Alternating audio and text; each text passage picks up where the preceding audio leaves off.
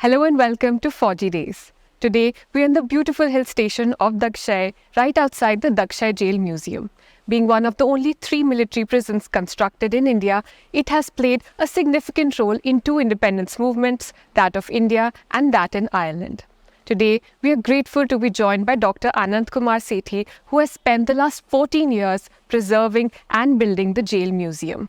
He has graciously agreed to give us a tour of this lovely museum, and we hope to learn a lot more about it. Welcome to Dagshai Military Jail and Museum.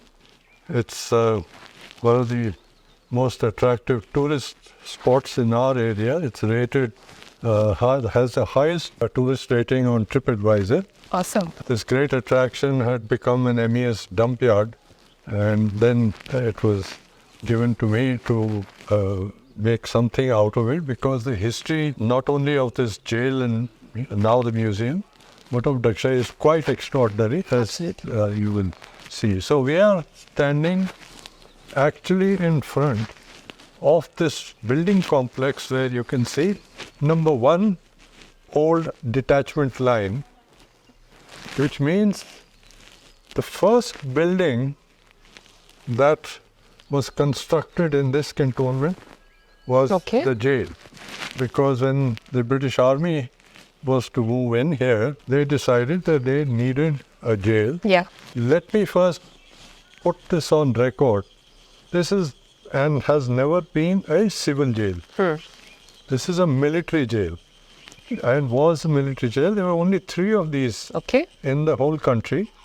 1 being here, 1 being in Ahmednagar, 1 being in Secunderabad. So it is wrong to think of it as a civil jail, because it is not just to keep bad Indians inside, but also the people from the old British Army itself who did bad things, and they were obviously tried and put in there. So we are now going back to about 1842-43, where the capital of then India was in Calcutta. Some major events were taking place in north of India. Number 1 was a problem for the British with the Nepalese Gorkhas. Not well known. But for 16 years, all this area of Himachal, actually all the way from Dehradun to Kangra, it was not under the control of the British.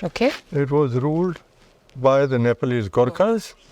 Commander of that army was one of the most extraordinary generals of world history, a fellow called Amar Singh Thapa. So it's only after a particular treaty with the British, because they could not. They tried 6 different battles, they could not defeat the Gorkhas. So we are here, we had Gorkhas as a problem for the British in the north. Number 2 was an even bigger problem. This was the Afghanistan problem. Now, in that part of history, one knows that there were 3 Afghan wars, and the troops had to be sent out from Calcutta area, called the Army of the Bengal, and it was expensive to move armies all the way north. And then third was the issue with Maharaja Ranjit Singh and the Sikhs. He was constantly harassing the British, and it was only after the Battle of Kangra some kind of relationship started, but subsequently, of course, Maharaja Bhupinder Singh became Maharaja Patiala. This whole area, by then, come under Maharaja Bhupinder Singh. And Maharaja Bhupinder Singh ceded this land to the British because they decided that they would make cantonments in the north because of Gorkhas, because of the Afghan issue. So around 1843, this area, the Dagshai area, and the history of Dage Shahi, etc., you can see that is under Maharaja Bhupinder Singh. But it was handed over to a very bright, at that time, young colonel of the British Army, and we'll talk more about him as we go inside. Sure. Because this gentleman starting as a colonel, rose up to become the commander-in-chief of the Indian Army, then was given other titles by the then monarch in London. So let's talk about this place. So in 1843, they started construction of this cantonment. The first formation came in 1847. Okay. The 22nd Cheshire Regiment. 22nd Cheshire Regiment is very famous for having won the Battle of Sindh. They were not going to go back to Calcutta. They had limited transport, etc. So they route marched. The 22nd Cheshire Regiment comes here. There's a ground here, now it's called the sports ground of the Army Public School. At that time, it was the main parade ground for this cantonment. They march around that ground. The commander-in-chief, then commander-in-chief, was present, and he had orders from the monarch in London to present 22nd Cheshire with their royal honors. That means, it's a very rare thing. They were given the royal honors here in Dagshai. And then, even till today, the commanding officer of Dagshai, his house on the side is called Cheshire House. Okay. The insignia is still there. So now let's move in. You will see there's a bell. The bell has a string attached to it, and when we go in, you will actually see that connected. Suffice it to say, this was classified as the highest security jail. Nobody has ever escaped in the history from here because you'll find of the layers of security. So let's go into the first gate. This is all authentic, old, original, going back to 1840s. The jail itself started operating 1847. That is 10 years before the events of 1857. And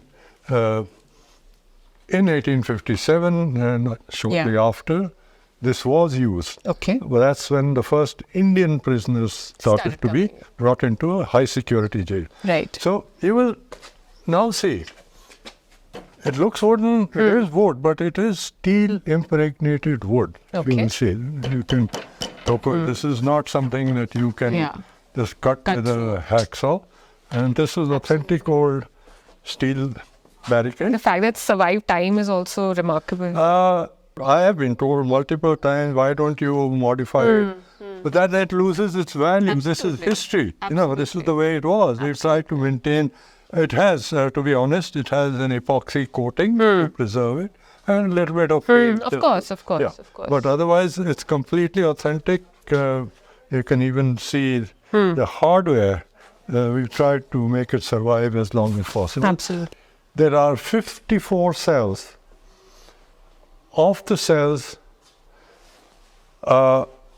some are standard, for normal demeanors or whatever. But there are certain, shall we say, solitary confinement, high punishment cells, which we will see inside. If you go back, we are talking of 1840s, the architecture. Look at the ventilation ducts. They provided ventilation for prisoners inside. You can see, yes, they put grill there. And the size is small, so no human being could get in. Absolutely. Yeah. Wonderful. Right. This bench looks like an ordinary bench, but this was part of the stuff, and we've actually rescued several of these which have been put in an army storage in Dharampur because their value now turns out to be quite extraordinary. And this has been identified by a professor of art history of the JNU who came here on a visit, and this was just lying outside. He said, my God, this is worth thousands of pounds sterling. Really? For museum value in the UK. Which is why you will see it's an authentic 19th century British Army bench. And he identified that by the joints made. That is the standard construction of those days. As you will notice, this is an even sturdier door than the first one. And again, this is steel and wood on top. And the steel itself is reinforced with bolts. So there's no way anybody could do anything. Cut. Yeah, absolutely. All the hardware that you see is still authentic old 1840s. We have tried, you will notice, of course, a slightly darkish tint. That's because I'm trying to preserve this. This is epoxy coated. Yeah. So hopefully it will preserve it at least one more generation. Absolutely. And then, well, who knows? Wonderful. Now, when the British left us, 99% of their records, archives, they have taken away with them. The Brits are very fond of their history. So nothing has been destroyed. Yes. There are sources around the UK. First of all, the very famous British Library. The third basement level of that library is called IOR, that is India Office Records. Okay. And controlled environment, it's there. Number two source is, of course, the various museums where you can go, but most important is the various regiments. And I have a compilation of every single regiment that has ever been in station in Dagshai. This one is the jail in 1906, Northampton Regiment. For example, this is another one taken late in the evening. So these are the buildings of what is called now the Army Public School. Okay. One front building housed the C Company, one building housed the D Company. Here we have some, lots of newspapers did stories when we had first started this museum. Even now, a lot of them come. Now, this is steel but wood impregnation. It's no longer wood with steel. And you can now see the level of hardware. Complete high security. Yes. Again, as I said, we protected it with epoxy. Hopefully, at least one more generation will last. The flooring, authentic old, going back to 1847. And if you can see how it was fixed. Between ground level and the floor, there's a space, hollow. Okay. And that has a reason. Because in the evenings, when things are shut, the guards would march up and down, and the sound of their boot would resonate. So the people inside the cells would know that there are guards don't get up to hanky-panky. There are guards around, and you can actually see parts of them. You can actually see through. This wing of the cell block is for the not so bad prisoners. Okay. You would even see they even have a badminton court in the evenings. So the records show for 1 hour, these prisoners would be let out. Each prisoner is to be given a little metal box, which would be placed inside the cells, and we'll go in.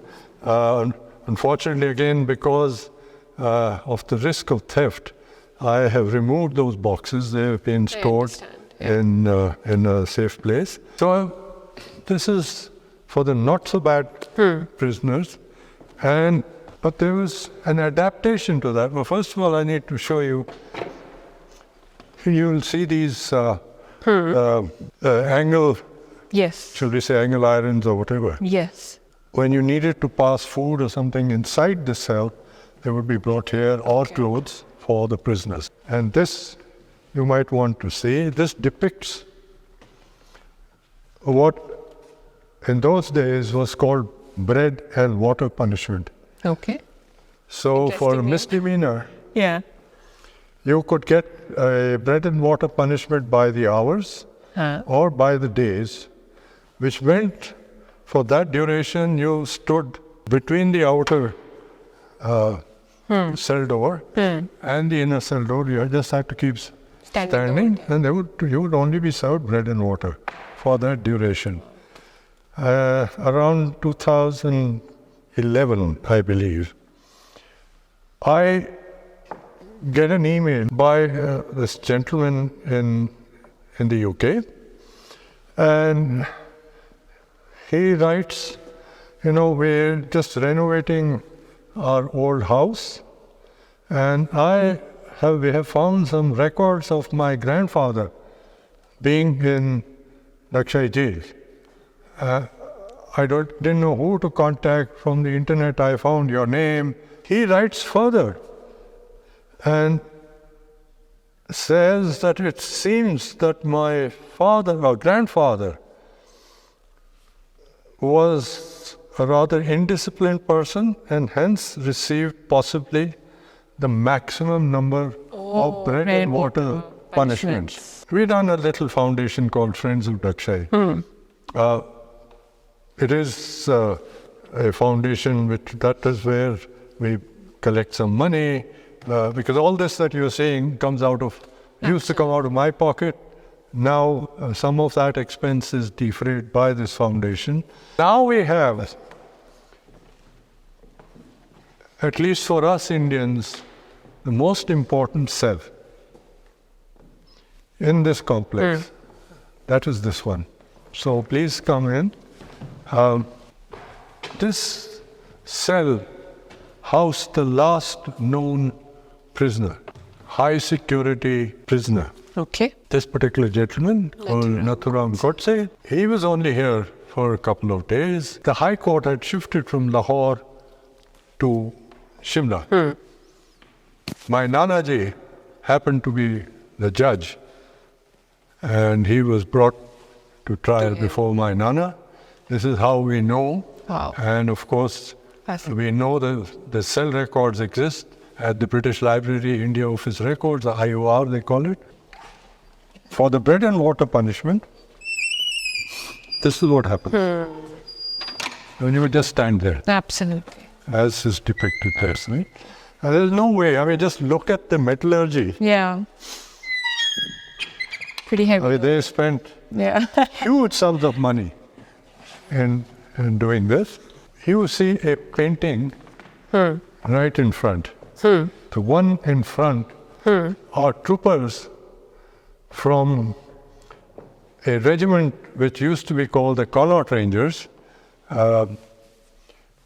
Irish soldiers, that means Catholics.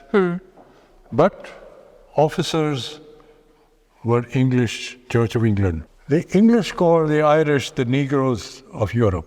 Wow. They had a paramilitary force called the Black and Tans, who were given wide powers to go beat up any Irish person, do torture, this, that, and the other. Very much like the famine in Bengal under English rule. The Catholic soldiers of the Connaught Rangers, Connaught coming from, as we have in Connaught Place in Delhi, the region of Connacht in Ireland, they mutinied. Okay. They grabbed their English officers, they put them... This is what year? We are now talking 1919, 1920. Okay. But the main events happened in 1920. All right. They captured the armory. In Solan, captured the armory here. We have an armory still, the same armory here in Dagshai. Now we come, I don't know if you watched television when Queen Elizabeth passed away. Yes. She passed away in Balmoral, Scotland. Correct. And the funeral procession started from there, went to Edinburgh. If you go back and look at a YouTube video, she was escorted by this regiment called the Gordon Highlanders. Okay. And this particular painting depicts what is called the Battle of Dargai. Dargai, which is a place north of Khyber Pass. Okay. And the Gordon Highlanders are tasked to capture that hill, which is called Dargai. The Afghan rebels, or what they call the Afridis, are sitting on top. Right. And it was very difficult for them to capture that. On one flank were the Sikhs, one flank were the Gurkhas, all fighting together. Which is interesting because they are Scots and they play bagpipes. Yes. Which is why the Indian army, the best bagpipe players are the Gurkhas and the Sikhs, because the three always fought in those days together. They could not capture the height. So their commanding officer says, bring out the pipers. They will keep playing the regimental tune, which then and till today, Dagshai Hills. They still play Dagshai Hills. In fact, when the Queen's mortal remains were handed over in Edinburgh, they played Dagshai Hills. I mean, we can recognize it. Yes. The locals, they know, they recognize. They fought with their kilts. That's their national, not their mufti, this, that, and now they've changed. You will care to see, you will see this comes from Scotland. This is George Finletter, actually here in Dagshai. Oh, okay. We know exactly where it is. This is the sheet music for Dagshai Hills. Yeah. It is required of every army band that comes to Dagshai, every unit. They must first learn how to play Dagshai Hills. Another interesting regiment that was there in Dagshai, called the Staffordshire Regiment. Now, why is Staffordshire? Staffordshire is a very small county near Derbyshire in the Midlands of UK. There is, and it's now world famous, this kind of beer is called IPA. Okay, what does IPA stand for? It's called India Pale Ale. So you go, particularly in the UK and in the United States, IPA is a big hit. Lots of youngsters now drink IPA. For the British troops in India, beer used to be brought out all the way from UK because there was, until Dyer Macon started operations in Murray, there was no local beer. But because these barrels of beer used to come on board a ship going round the Cape of Good Hope, then coming up all the way to Calcutta, no refrigeration, something like 80% used to went bad. Some smart guy figured this out, that if you put extra hops and you used the purest kind of water, the chances of beer to last all the way would be much higher. Now, they found that the cleanest water,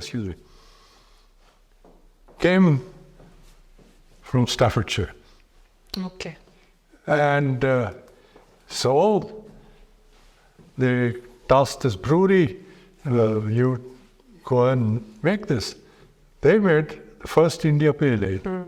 When the first consignment of India Pale Ales came on board the ship, it was escorted by the Staffordshire Regiment with their local connection. And we've had the great privilege of being their guests also in Staffordshire. And someday I will show you, we've actually gone to the brewery. And they still make it. This used to be called Lion Beer. Yeah. They still make it. Very nice. In Staffordshire. Okay. Bad boys side.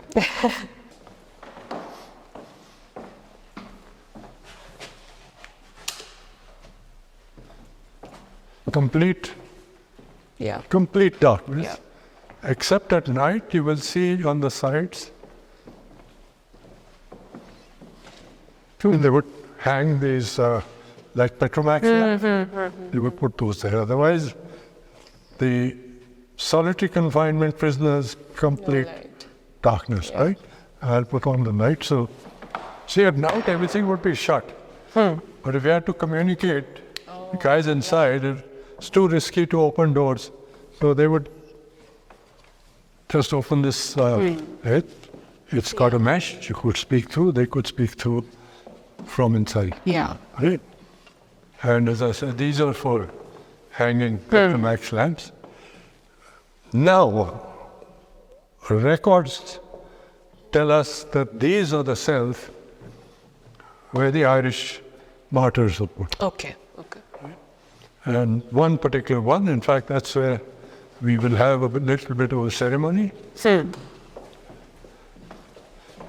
By all accounts, this is the cell in which James Daly was kept. Odd. Why? We have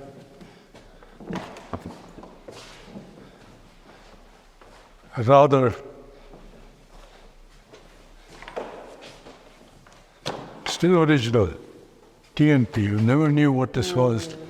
So on one of our visits to UK, we found this actually meant torture and punishment. So please come in. We don't want, we get these students in buses from Northern Sanar, etc. Don't take them in. Because this was, although not much is left of the torture instruments, but we did find this one. Oh, okay. That's a body stretcher. Oh, wow. That means pull arms apart until the guy squeals, shouts. So here again, the lights can go off. The jailer would sit here, supervising. Why? Because he was an Angrez and go to fireplace. He would be in comfort. Now my army boys tell me, sir, can you not find some other stuff to put? But then we would lose authenticity. Yes. This we found. Yes, of course. Better to keep it authentic. So we have another famous cell. So when the Dagshai Mutiny of the Connaught Rangers happened, incredibly, as I said, the brigade moved up from Ambala. But at the same time, the father of our nation, Mahatma Gandhi, was also in Ambala. Word came to him that something has happened in this little place called Dagshai. He had no idea where Dagshai was, and he was told, oh, it's just up the mountains from Ambala. He said, I have to go. Why? I just mentioned that both Mahatma Gandhi and Eamon de Valera were friends. Netaji Subhash Chandra Bose and Eamon de Valera were friends. Now it's important. Eamon de Valera was in India, especially came when we became independent. 1947, 15th August, he was in Delhi. That was a close connection. He was the last guest of Viceroy Mountbatten in what today is Rashtrapati Bhavan, A.B. And it surprises me, you people in Chandigarh must put this forward. The first real political party of India was not Congress, was not Hindu Mahasabha. It's something called the Ghadar party. The so-called leaders of the Kovagata expedition, which was also organized by the Ghadarites, were also here. Now, incredibly, the British records still there. They show which son Gandhiji occupied. This one. True. Okay. He was not a prisoner. He's a guest. He stayed here as a guest. The table and the chair is not what he used, obviously, he used to sit on the floor. Now, interesting, there's a two-room suite. This door opens out, leads to an outdoor toilet. So obviously he's an important person, he needed a toilet. So he could go freely. And was given a fireplace. And I'm sure in those days there must have been planks so he could keep stuff. Yes. And well, we've tried to preserve it as best as we can. How did the British allow him to just stay? How did the British allow? It's my reading. I mean, forget Clive, forget Hastings.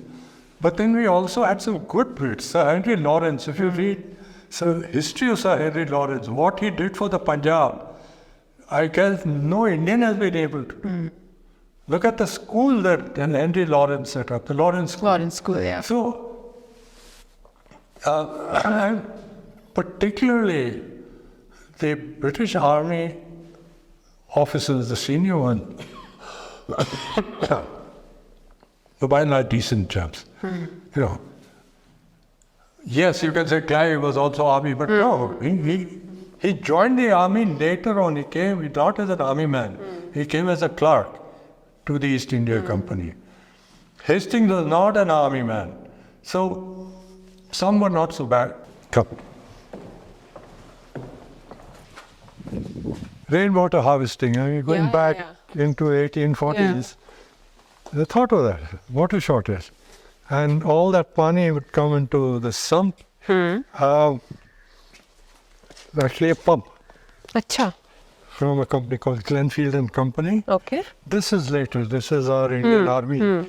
This is gunmetal. We normally have a competition who can lift it. I used to be able to lift it, but no longer. We have a certificate from this company, Glenfield and Company, to say this is perhaps the oldest pump they ever made.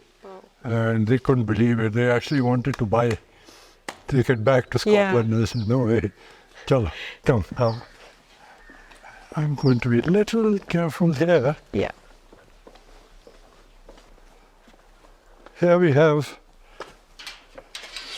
an extraordinary. So one day I told my army lads, break the lock. Let's see what it is. Since the Dagshai mutiny, this had been locked.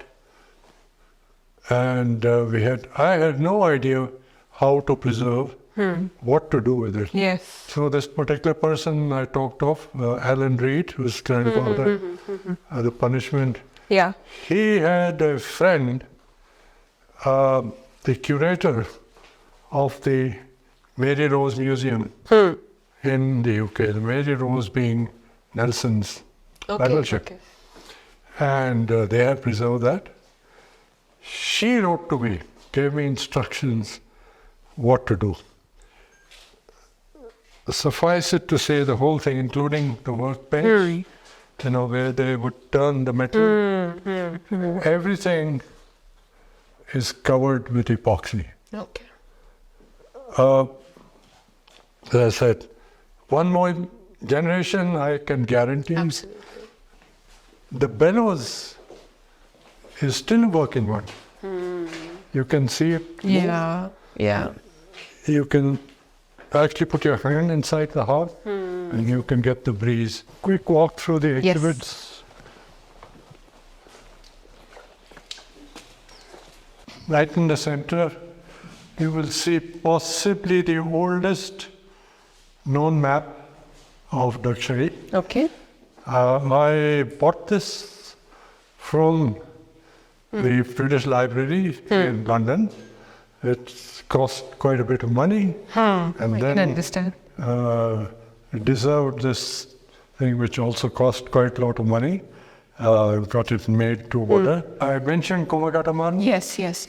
The Kovagatta sailed from Calcutta, Bajbaj, however, to Vancouver. That was the charter. Don't forget that Ghadar party was inspired by freedom fighters, and not only Indian origin, from Ireland and from the United States. Actually, New York, but more importantly on the west coast of the US, were the main Ghadar party influencers. And the logic was what? That all of us, Canada, India, all of us are part of the same British Empire. Yes. And hence, there should be no restriction for a citizen of India to go to Canada, or, which was actually happening, people from Canada come to this country. Okay? Same with Australia. So they got hold of the ship, we'll go to Vancouver. They reached Vancouver. Then the Angrez panicked. Because, if they have come, hordes of Indians will come. So they moved a court in Vancouver, and the judge said, yes, but what have they done wrong? They are all part of the same empire. They have come legitimately throughout the case. The Brits, being very wily, they went back to Parliament in London.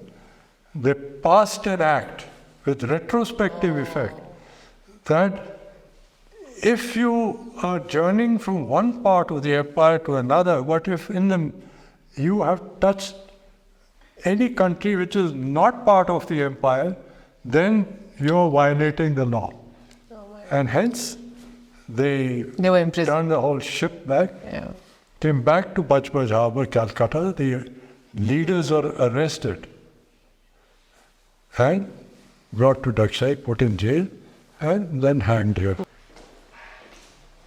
So, of course, government of India is not very happy about this particular gentleman, called Mr. Trudeau, the Prime Minister of Canada.